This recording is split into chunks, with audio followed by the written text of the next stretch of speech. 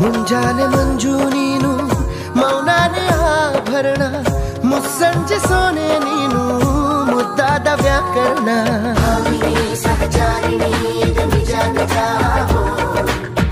ಶ್ರೀಮಂತ ಕಾವ್ಯ ನೀನು ನಾನಿನ್ನ ಓದೋನು ಅಪರೂಪ ರೂಪಸಿ ನೀನು ಬಾ ನನ್ನ ಸೇರಿನ್ನು ಆಗೋದೆ ಹೊಗಳು ಬಟ್ಟ ಈಗ ನಿನ್ನ ಅಭಿಮಾನಿ ಜೀವಾನೆ ಒತ್ತೆ ಇಡುವೆ ಕೇಳೆ ಯಾಮಿನಿ